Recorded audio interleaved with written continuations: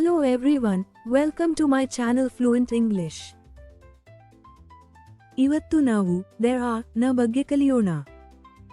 ಯಾವುದೋ ಒಂದು ವಸ್ತುವಿನ ಅಸ್ತಿತ್ವ ಅಥವಾ ಇರುವಿಕೆಯ ಬಗ್ಗೆ ಮಾತನಾಡಲು there are ಅನ್ನು ಬಳಸಲಾಗುತ್ತದೆ. there are ನ ಉಪಯೋಗ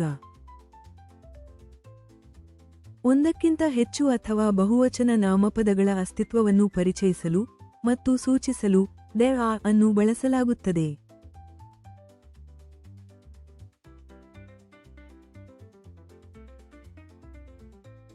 Examples: There are many books on the shelf.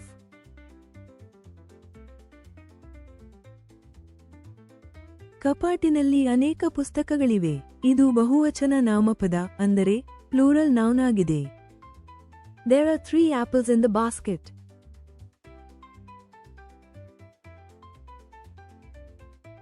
ಬುಟ್ಟಿಯಲ್ಲಿ 3 ಸೇಬುಗಳಿವೆ. ಇದು ಬಹುವಚನ ನಾಮಪದ ಅಂದರೆ ಪ್ಲೂರಲ್ ನೌನ್ ಆಗಿದೆ. There are several cars parked outside.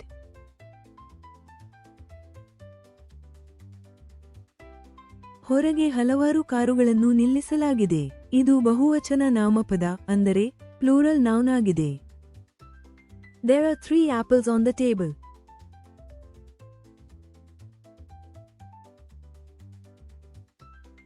ಮೇಜಿನ ಮೇಲೆ 3 ಸೇಬುಗಳಿವೆ. ಇಲ್ಲಿ ಒಂದಕ್ಕಿಂತ ಹೆಚ್ಚು ವಸ್ತುವಿನ ಇರುವಿಕೆಯ ಬಗ್ಗೆ ಹೇಳಲಾಗಿದೆ. There are many people at the park.